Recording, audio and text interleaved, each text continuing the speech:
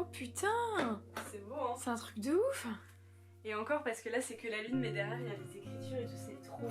C'est mes copines qui m'ont offert pour mon anniversaire. Ah mais non mais c'est grave stylé! T'as vu? Vas-y, prends-les!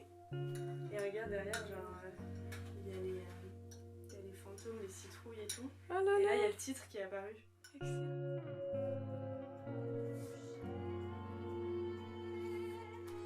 Elle est drôle celle-là, mais c'est dommage qu'il y ait des mecs qu'on connaît pas. Bah ils se sont rajoutés ces enculés. Tu te souviens que j'avais retrouvé dans ma boîte à souvenirs des photos des photos portraits, un peu comme des photos de classe mais de l'équitation. Tu sais où on posait avec un cheval. Oh, tu fais bien de me le dire.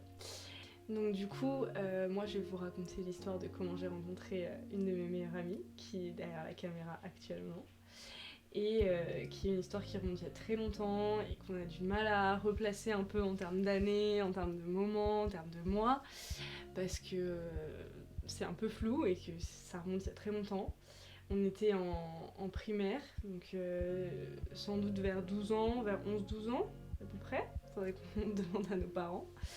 Et donc je faisais de l'équitation dans un centre équestre à Torcy, en région parisienne, et donc il y avait toute la partie avant le cours, on préparait les chevaux, on était dans les box, etc., les brosser, mettre la selle, etc. Et un jour je passe dans les box, franchement je me souviens plus très bien ce que j'y faisais, et là je tombe sur une fille, et elle avait...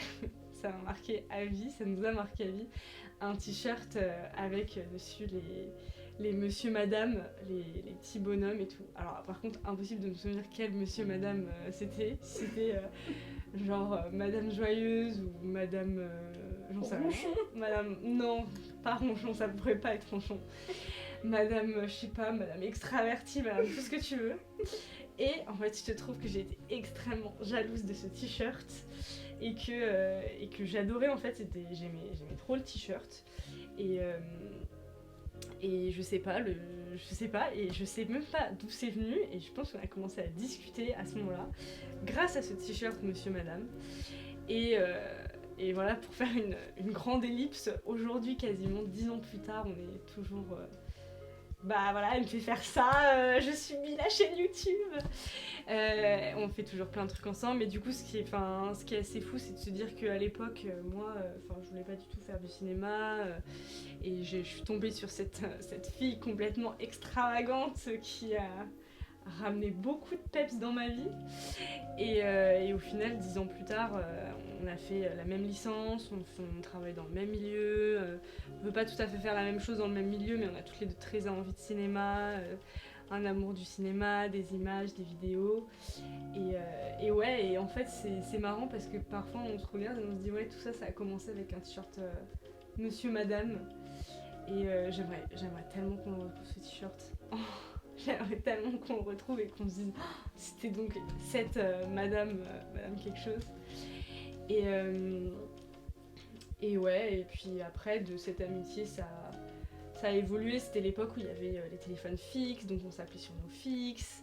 Il n'y avait pas encore les appels illimités, et puis il y avait les oui maman, est-ce qu'on peut inviter Abby à la maison, oui est-ce qu'on peut inviter, enfin, et du coup comme ça bah maintenant on est là 10 ans plus tard à Poitiers dans mon appartement avec nos rêves plein la tête, nos objectifs et voilà.